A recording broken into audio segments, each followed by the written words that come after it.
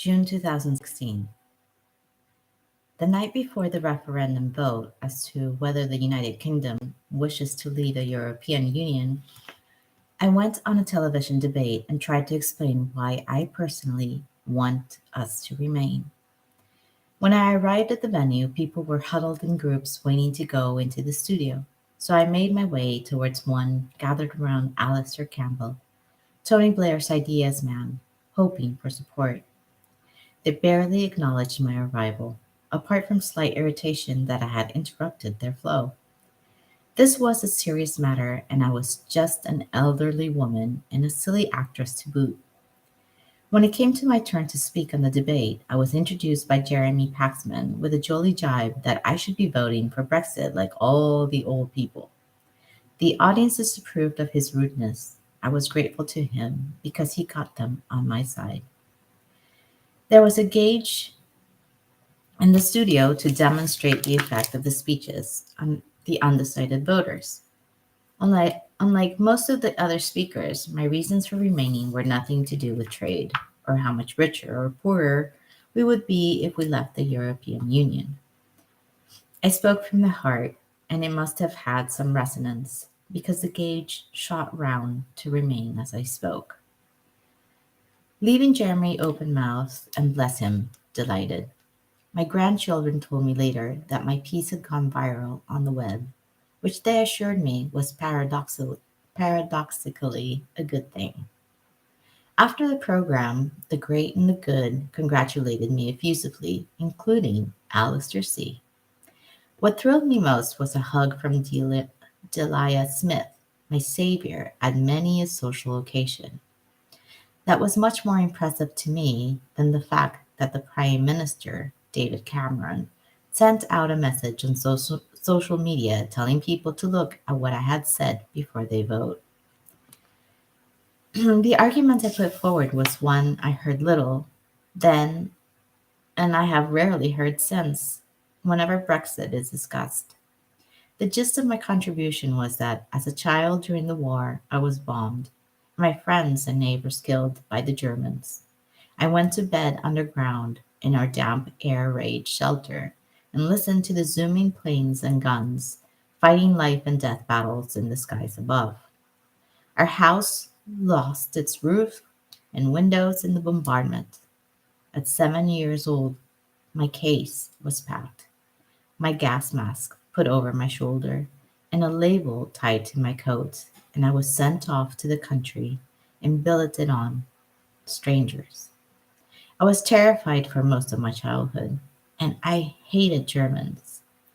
My first husband, Alec Ross, served in the RAF, the Royal Air Force, during the war when he was involved in destroying German cities and killing thousands of their citizens.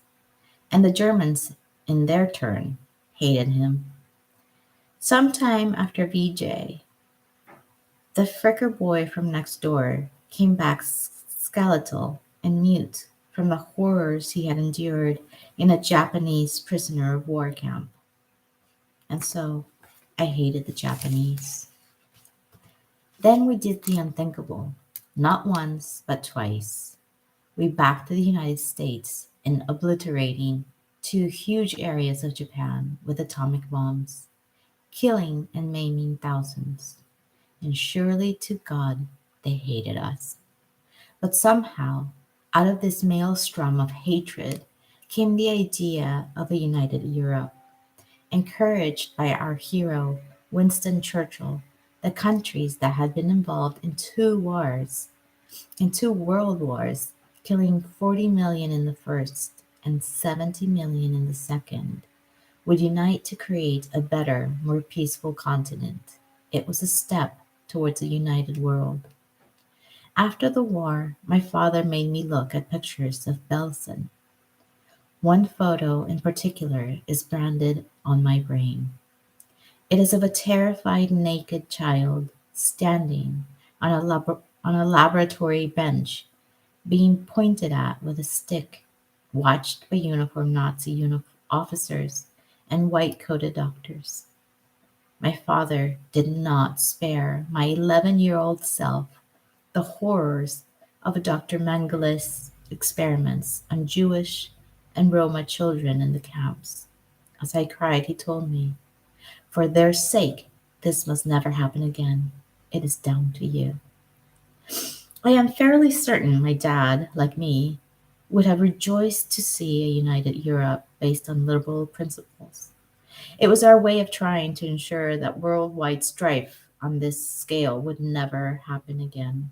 A united world. Idealistic? Yes. Difficult? Fearsomely. But essential? Yes. Surely it's only by working together that we can resolve the huge problems of inequality and poverty, the mass movement of populations, which the word immigration does not adequately describe, and the destruction of our planet. The European Union was one faltering, difficult step towards that. Much has gone wrong, but with commitment and will, we could make something wonderful. In one day, 23rd of June 2016, all that has gone. The result was 51.89% to leave and 48.11% to remain. I will always worry that the 3.78% margin was my fault. July 2016. Our country is now riven and fragmented. There are rifts being whipped up between city and country, north and south, young and old. At the height of the pre-referendum war of rhetoric, a young MP, Joe Cox, who once said in the House of Commons that we have more in common than that which divides us, was shot and viciously stabbed to death in public by a tragically deluded man shouting, "Britain first." Since the very close result of the referendum, I have somewhat half-heartedly taken part in campaigns to stop some of the damage that I believe will happen if we sever ourselves from our neighbors. Has happened. I suppose I am one of the metropolitan elite, a saboteur, a traitor, a remoaner, a citizen of nowhere, and all the other put-downs thrown at those of us who voted against leaving, not to mention the 30% who did not vote at all. Shame on them. Some are furious with people like me, who they think don't understand what it is for a community to lose its identity. I do.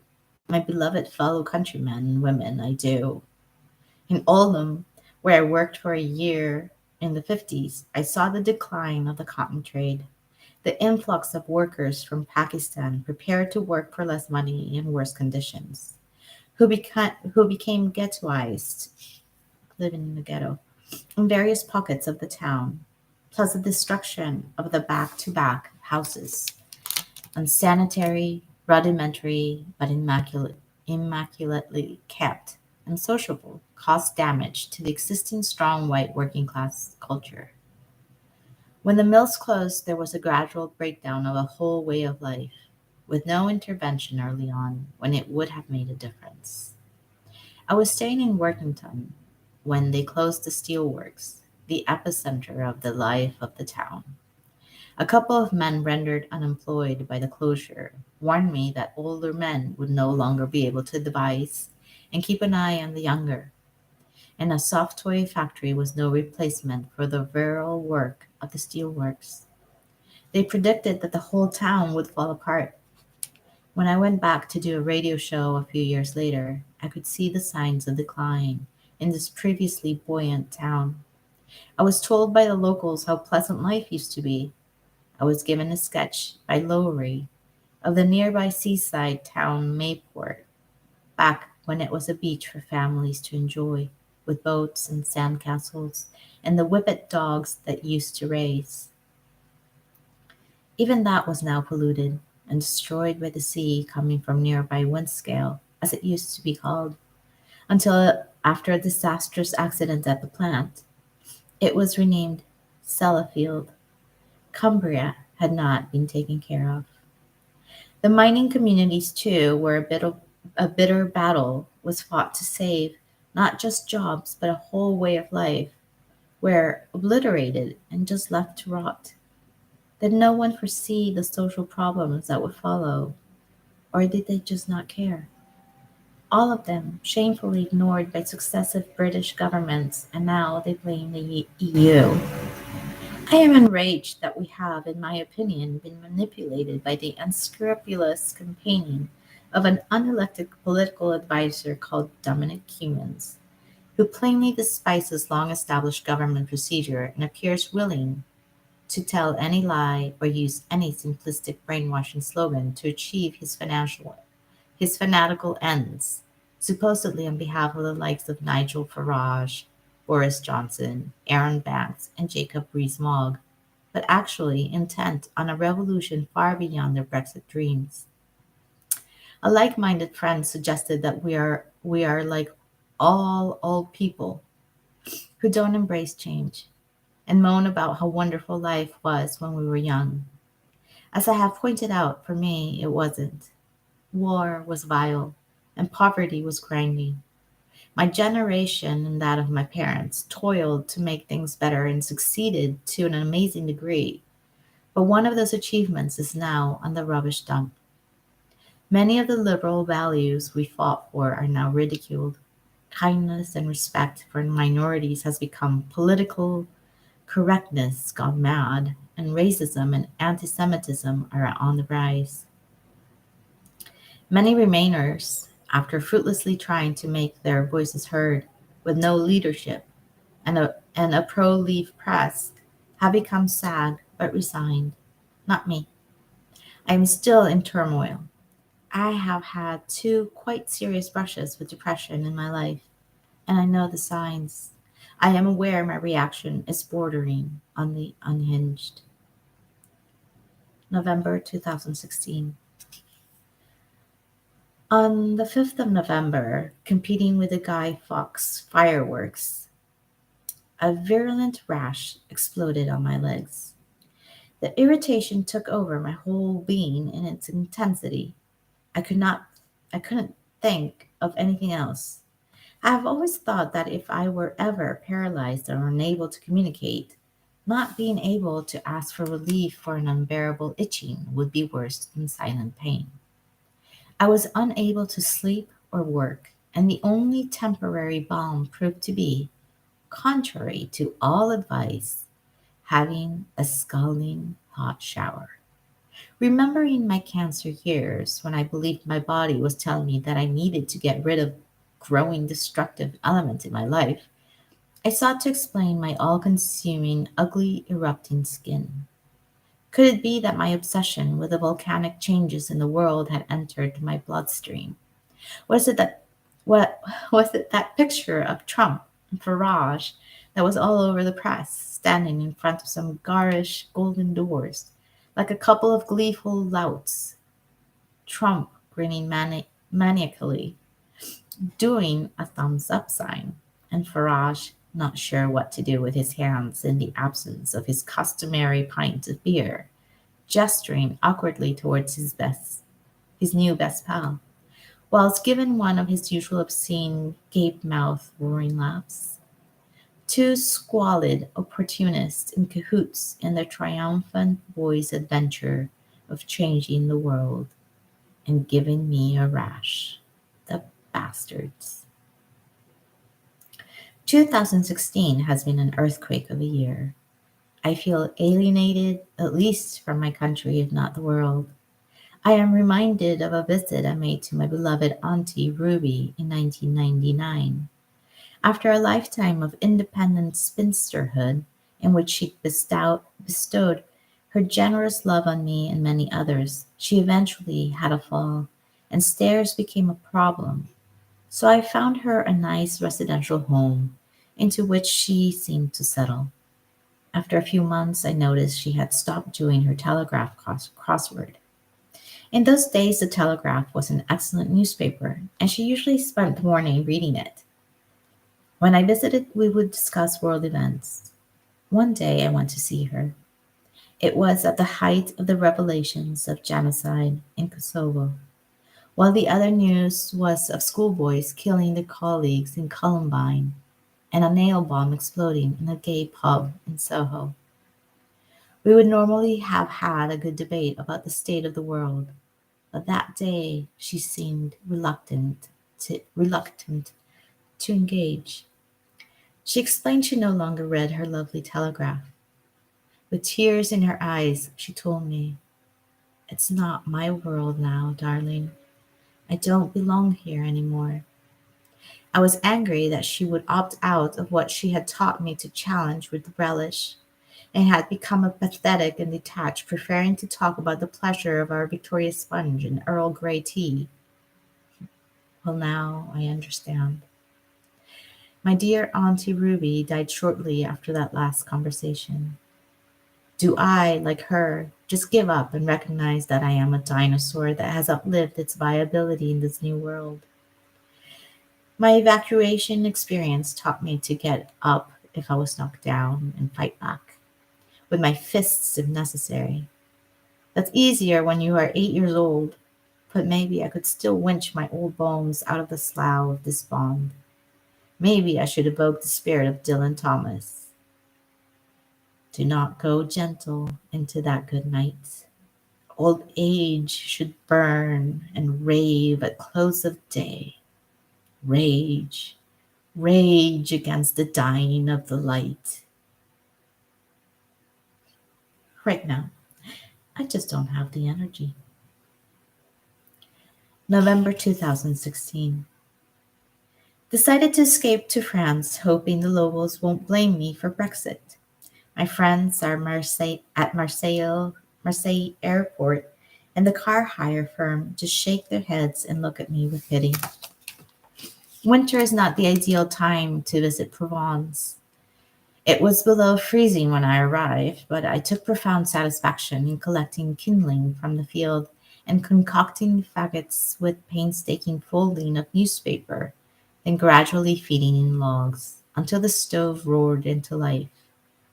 With no leaves on the trees, I could see the cradle of mountains that encircled the horizon. The landscape palette was brown, black, green, blue, purple, and the quivering silver of the aspen trees. Nature had turned the landscape into a sculpture. As I cuddled down in front of the stove, listening to my old fashioned cassette tapes, I was warmed with pleasure and gratitude that I have this refuge. Whatever the turmoil in the world outside, this place remains constant. I love being in France. I am and always will be British, but from that root grows something larger. I, like my grandchildren, absolutely feel part of a big multicultural European hodgepodge of races linked together, striving to share our wealth and success and troubles with one another. When I did Who Do You Think You Are? I discovered I have German ancestry. There are very few of us on this island who do not have blood ties with other Europeans. Way back, we were actually joined geographically. That my country is at present cutting through those roots and forcibly ripping me away is leaving this gaping, bleeding wound in my life that I have yet to find a way of staunching. After an evening of wound licking, the next day I pulled myself together. I was about to put on John's old location jacket to go into Abt, our nearest market town, when I remembered the hem of my 50-year-old gray corduroy trousers was hanging over my shoes and dragging on the ground as it had been for several months.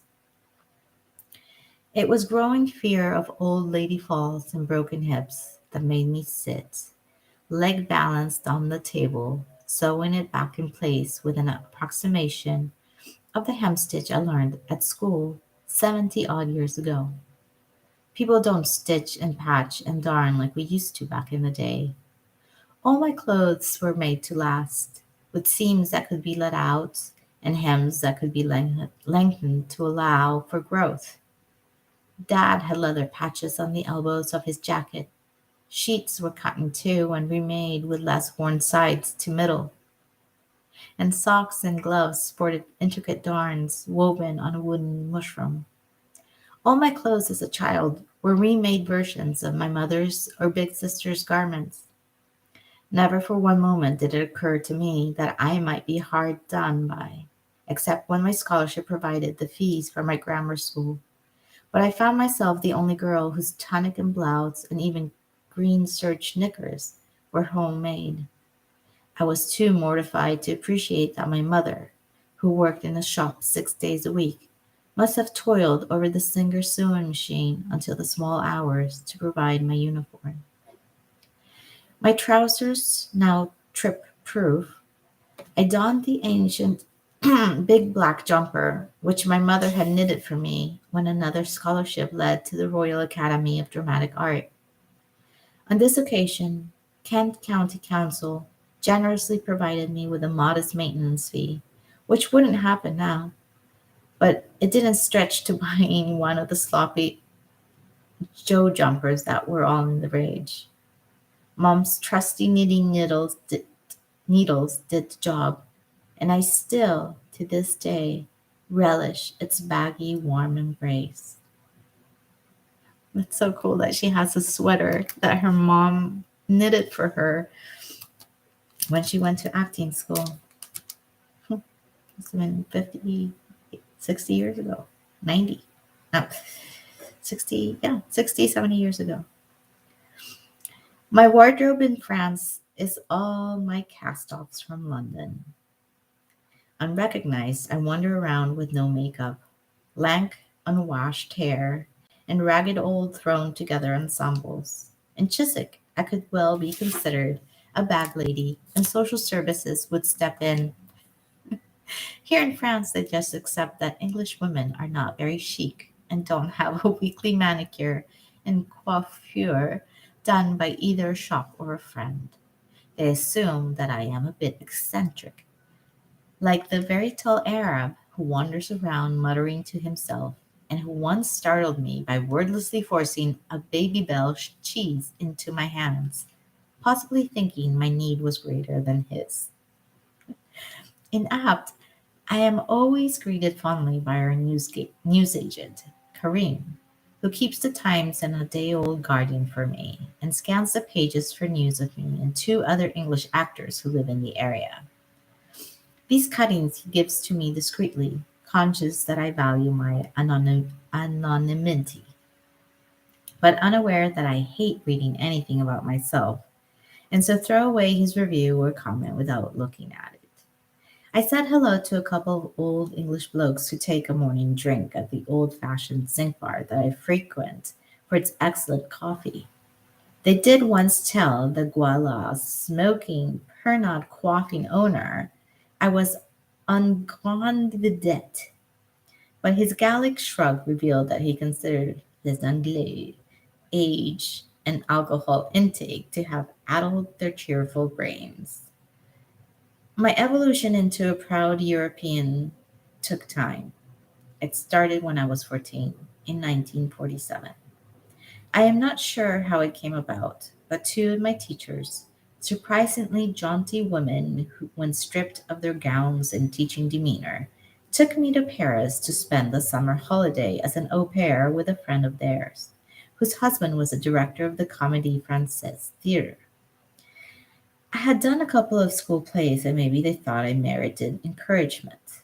I don't remember all the details of this, my first venture abroad, but suffice it to say it had a profound effect. I remember we saw the detritus of battle on the deserted beaches, and Paris must have been a somber place. But my recollection is of mind blowing sophistication. War and want had rendered my childhood devoid of much in the way of worldly pleasures.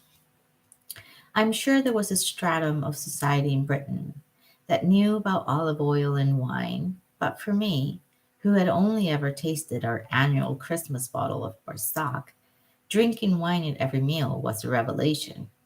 I was taken to a Jacques Fath fashion show and saw the difference between dressmaking and couture. I stood transfixed in the Jour Pomme gallery before Van Gogh's inch deep starry night, displayed amongst the first real paintings I had ever seen. My boss, Madame Touchard's sex life was quite unlike my mom's, who I was not even sure she had one, and seemed a lot of fun. I cycled all over the then traffic free Paris, so it became and still is my favorite city in the world next to London. In a few short weeks, I saw what goodies the world had to offer. I had left behind a world of bomb craters and destruction and found a whole new beautiful place. I was too young to detect the complex wounds of war and occupation in France. Then in 1949, when I was 16, I sewed a Union Jack on a knapsack and with two friends set off to hitchhike around France, Belgium, and Holland, getting various jobs to support ourselves on the way. We were overwhelmed by the hospitality and gratitude we received. The final stage of my European odyssey was 25 years ago, when John and I bought the house in rural France. It seemed a very grown up thing to buy a property abroad, but that's what we did. Primitive, no central heating, just a wood burning stove. No pool, no kitchen, rudimentary bathroom, and a small hummo surrounded by lavender and orchards. To begin with, the French were wary of us, but over the years it became our home, to which we sped whenever we weren't working in England. When John died in 2002, the agony of his absence made me consider selling the house. But I realized I needed the uncomplicated empathy of my French neighbors. It is unbelievable that John and I, then just I, have lived in Provence for 25 years. This hameau, when I first arrived, consisted of Roger, a French vineyard worker, and his family, Pierre, a retired miner, Andre and Denis, two brothers who were born and raised in a small cottage, and Monsieur Cross, a school teacher and his family. Into this close community came an English couple and an American woman. What a culture shock that must have been. Over the past 20 years, the vineyard was sold to a Swedish businessman who had always dreamed of working on the land and spent his retirement painstakingly changing the local wine from boxed plonk to a very acceptable rosé.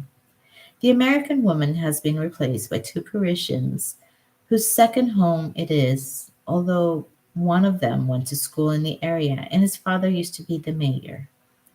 The miner has left to enjoy his generous pension on the coast, and instead we have a delightful young woman whom we have watched fall in love and have two children, who wave to me in my kitchen as they cavort naked in the sun. The Swede has tastefully developed a barn into a modern dwelling and another outbuilding into a pottery for his wife. We have grown at ease with one another without invading anyone's privacy. A few years ago, an Englishwoman with a German husband moved in down the lane, and their warm sociability has woven us into a very close community. They arrange occasional boule matches on our ramshackle rough pitch, and we had a secret party for Denny's 80th birthday and mourned together Andrea's death. So life has not stood still over the years in this little hameau. The feeling of deep fondness and complete trust that exists between us has developed gradually. I still can't understand 50% of what Denise says in his Provençal accent, but I know he's there for me should I need him. Getting ready to return to London, I decided to check the post box at the end of the track. I went via the ancient oak, embracing it as I always do, digging my fingers into its bark, thanking it for being. I stood for a while admiring the blaze of the sunset. Then I banged on the iron post box and listened for wasps. After cautiously unlocking the door, I was about to tear up the advertising material that had ignored my pas de publicité notice when I spotted the name of our village in an article on the cover of the local Mairie News. It took me a while to translate, but its meaning was devastatingly clear. The commune has to build 75 new residences by government edict, and our hameau is one of the hamlets designed for expansion. Blood really does run cold in response to shock. Our ramshackle, ancient, primitive, intimate group of homes is to be desecrated by new buildings. Strangers will come and break up our little community. 25 years of only slight, gradual change. The security of a shared way of life will be ruined. The intricate web we have woven over the years will be destroyed by expansion. These newcomers won't understand our way of life. Why can't things remain the same?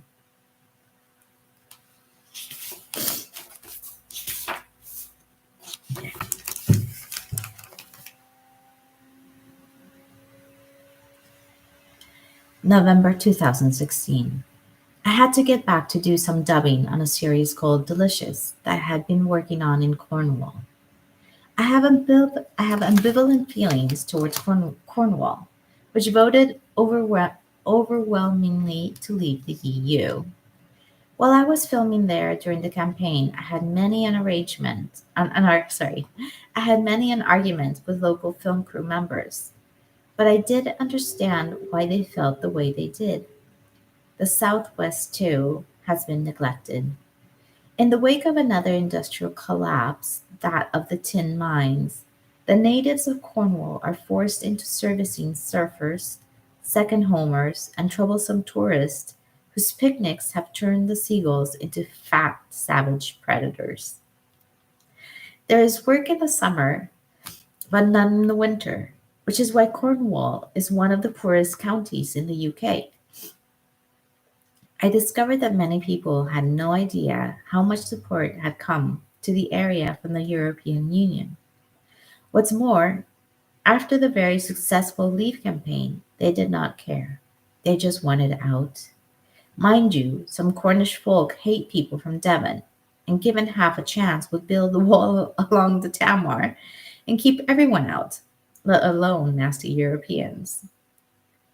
Um, Devon and Cornish are next to each other, so they're both English, but they would want to build a wall there. They hoist their slightly sinister black and white Cornish flag and make plans to cut through the border and set Cornwall adrift as an angry little island, living off fish cooked by Rick Stein. There is one pub that we used to go to where the locals welcomed us with open arms, and we relished the fish, the cider, and the yarns of the old regulars. One day, one of them told me that his friend, whom I will call Tom, wanted to talk to me but was too shy. Tom and I found a quiet corner, and this old man hesitantly told me his story. Tom was born during the war. His mother, let's call her Eileen, was not married, which in those days was a shameful situation. I was, I was illegitimate. It was even more frowned upon because she had been going with an American serviceman. I remember well how reviled the GIs were. They were considered sloppy and spoiled compared with our British troops. Especially risible was their loose-limbed marching. They seemed to have a lot of money to spend, and even more riling for the local men. The girls all thought they were lovely. So did the kids. They were endlessly kind to us vackies, with copious supplies of goodies. Got any gum, chum? Was our password to piles of chewing gum, candies, and cookies. And they were great dancers. At village socials, they whirled the girls around in a way far removed from the stiff stumblings of the local lads. But to go with one of these attractive men was considered a betrayal of the English men, who were away fighting. She tried to get rid of me, Tom said. Tom said this several times. Maybe it was something his poor ostracized mother would say to him when the strain of being treated as a slut while single handedly trying to bring up a child by taking in washing and cleaning up at the big house became too much. I dread to think what that desperate young girl did to herself to try to abort the baby she knew would ruin her life. Because of course the GI left, and Eileen told Tom she never heard from him again. It was 10 years before anyone in the village spoke to her. 10 years before Tom said she became respectable. He was adamant that that was a, that that was a time scale. Some incident when he was 10 years old must have marked a change in some people's attitude towards him and his mother. Maybe the boy stood up to them after 10 years of cruelty. Maybe it was because of changing times or because their neighbors ultimately had to admire and accept the young woman's courage. He did not want to elaborate. Eileen never married. Tom looked after her when she grew old, and he himself never found the right woman. I would think his valiant mother would have been a hard act to follow. But recently something momentous had happened, and that was why he wanted to talk to me. He had received a letter from America, from a grandson of the man who was Tom's father, who had been exploring his family history and came across Tom. Presumably, the G.I. Joe must have told someone about his love affair during the war, maybe even his wife. Or maybe someone discovered a letter from Eileen. Both of them were now dead. Tom had never really talked about his father with his mother, although she had told him that he was a fine man. Did he know about Tom? If so, why did he not help? Maybe he did. How did his mother afford to buy him a bicycle?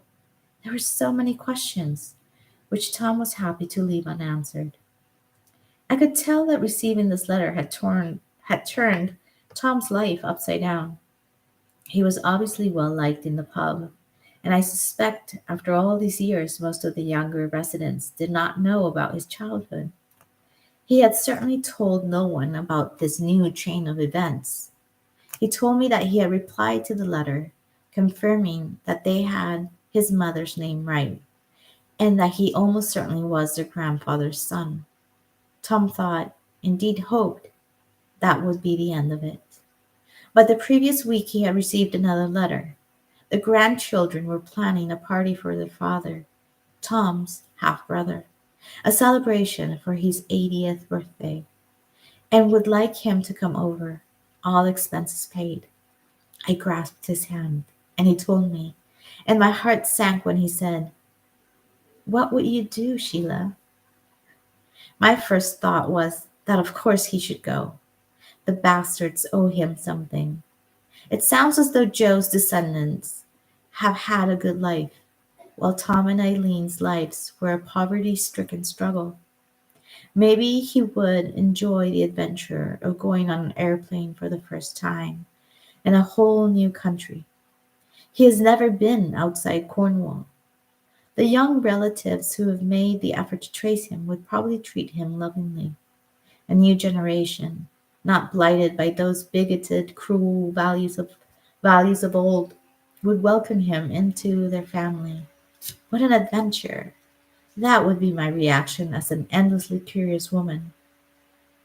Then I saw the fear in his eyes. It could go horribly wrong. He has a version of his childhood that he has accepted as a truth, the one his mother gave him. What if he discovered that Joe wanted her to take his son out to the US, and she, like him now, was afraid to go? What if the grandchildren thought it would be a jolly party jape to bring over their father's brother, but having maybe had charmed lives themselves, would not understand the sort of unworldly man Tom is? What would these presumably relatively rich Americans make of an old fish poacher wearing clothes from the charity shop? He had never been to a big, lavish party in his life. He was 74. His bitterly hard young life is long forgotten, and his routine, which revolves around catching the odd illicit salmon and holding court from his seat in the pub, is comfortably set. The wounds of his childhood are buried deep, and I saw the danger of digging them up. We talked for a long time and had a good few jars. I helped him weigh up all the options, but told him it had to be his decision. I held him in my arms as I said goodbye, and he whispered, "I don't need to go there. Tonight has been the best night of my life, meeting you." It broke my heart that his life should be so low on loveliness, that meeting me was a high spot, that the opportunity for betterment in his damaged existence came too late. Tom has led a good life. He can look back in pride at his survival and defeat of prejudice, at his loving care of his mother. He doesn't because he's not aware that there are a reason for pride. Maybe that is why meeting me was important to him. I am probably the only person who has ever told him he is special. And like Eileen said of his father, fine. December 2016. I had to go to France to join my neighbors in fighting the destructive building directive. I girded my loins and marched up to the Marie to confront the mayor.